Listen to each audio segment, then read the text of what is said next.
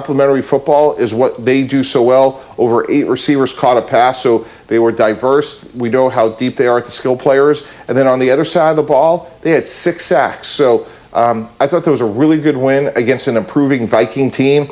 And it's amazing what 24 hours does. Saints lose, Tom Brady and Tampa Bay wins. I'm not saying they're going to catch them, but at least now we're still talking about the division being up for grabs.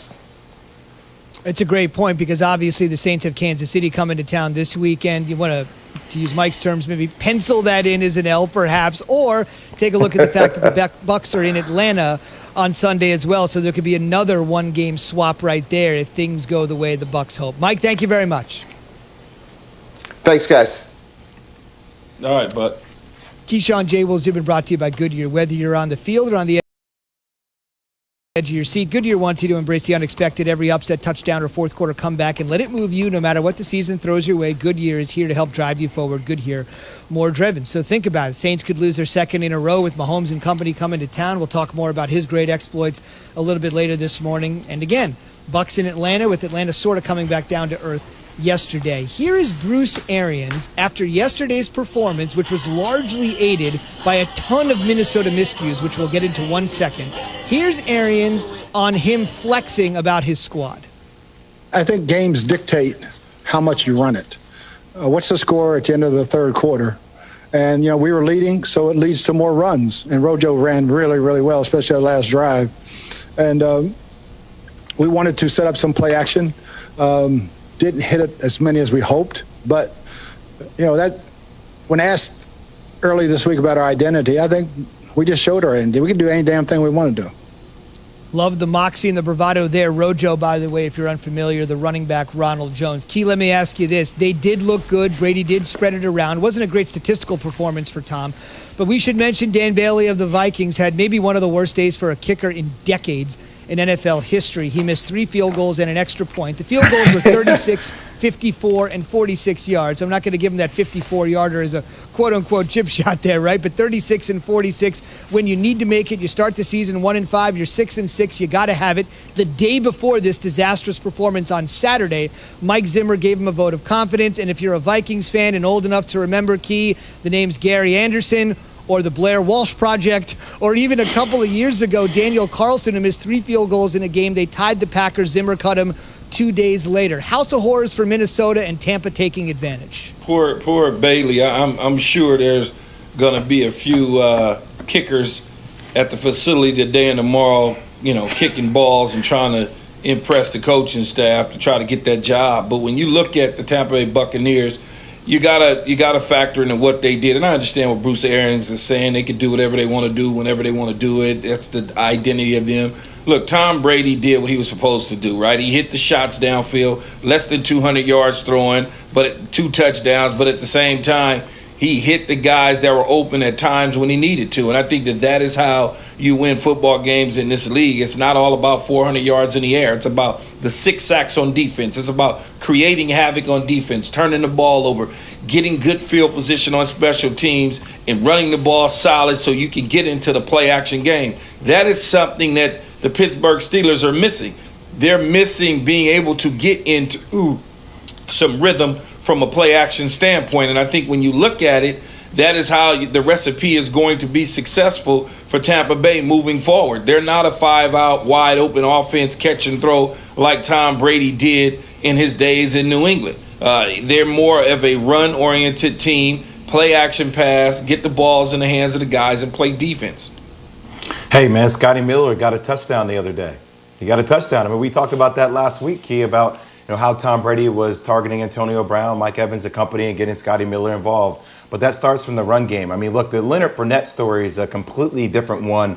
A late, healthy scratch from the roster, didn't play. But obviously, Ronald Jones rushed for 80 yards, LaShawn McCoy. It didn't make them one-dimensional. So I agree with you, Key. But it still feels like something is off. And I know that the Vikings left 13 points on the board. But it still doesn't feel like the Bucs offense can manage with another high-octane offense, Key. It still doesn't feel like it's clicking the way, when I see the names on a piece of paper, the way you actually want it to click. It seems like it's still slow rolling, and I don't know if I see a difference between this team in week 13 as opposed to what I saw in week 3? It feels like the same team that's still looking for answers, right? Well, or is it just me? I think that they are trying to find their way and their identity. Much like Coach was saying, I know he's excited after the game. They won the football game. They beat the Vikings. They put the Vikings in the rearview mirror as the Vikings would continue to try to push to get into the playoffs. It's one of those deals. I think if they needed to get into a shootout, I trust that Brady can do it. I trust Mike Evans. I trust Antonio Brown. I trust Miller and Godwin and Gronkowski and Leonard Fournette along with Ronald Jones. I trust that the offense can get into the shootout. They're just going to have to do it the way Brady wants to do it and not the way that they draw it up in the way that they've always done it, whether it was in Indianapolis when he was the interim head coach or whether it was Arizona when he was the head coach for the Cardinals. They have to do it the way Brady wants to do it for Brady to be successful. And I'll tell you this, Zubin, I mean, they're right there. They play the Falcons twice, and then they play the Lions while you have the Saints that are playing against the Chiefs, the Vikings, and the Panthers. So it could get it really interesting down the stretch. Well, I don't think that they're going to win the division by no stretch of the imagination. Totally agree. The numbers are not on their side. We'll see what happens down the stretch, though. Their schedule does seem to be, as Jay Will indicated, a touch easier than that of New Orleans, but keep in mind the Saints have the regular season sweep and the game in hand. More NFL discussion coming up at the top of the hour, but first let's go from A to Z. Oklahoma, he answered the bell every single time, and he did so in his NFL debut last night. Keyshawn, J. Will, Zubin, presented by Progressive Insurance. At Progressive, they're making things even easier. They'll help you bundle your home and car insurance together so you can save on both. Learn more at Progressive.com or 1-800-PROGRESSIVE. The front office insider Mike Tannenbaum joins us this morning on the Shell Pennzoil Performance Line. Mike, there's a million ways to go here with Carson Wentz and Jalen Hurts. I want to start with Hurts and just get your opinion on why Doug Peterson, despite yesterday's performance, take me inside the organizational ethos and decision-making here strategy-wise. Why be not clear, demure? Why not say Jalen Hurts is our starter 6 days from now in Arizona after that yesterday? Yeah, I agree with the guys. It was an easy answer. Hey, Jalen Hurts played great. He's our quarterback going into next week.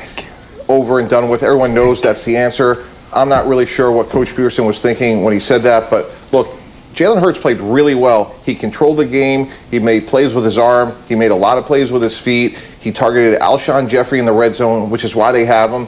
And they also discovered that Miles Sanders is an explosive player, so it was a really good team win offensively, and their quarterback played really well yesterday. Mike, the Philadelphia Eagles job, general manager Harry Rosen's just got harder, right? What is going to happen to Carson Wentz in the offseason with $59 million of dead money potentially hanging over the heads of your general manager counterpart?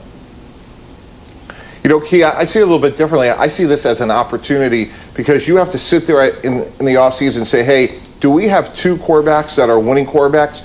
Because if we do, somebody else is going to want to acquire one, and hopefully we could get substantial value.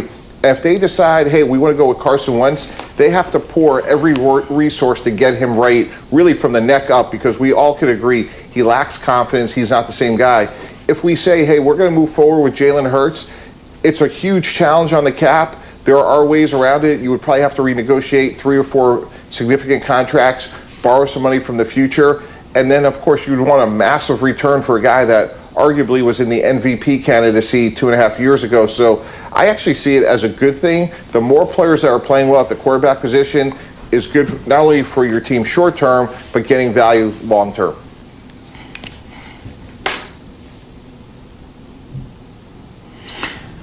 Mike, how likely is it that the Eagles actually go back to Carson Wentz at any point this season? Do you see that as something being feasible?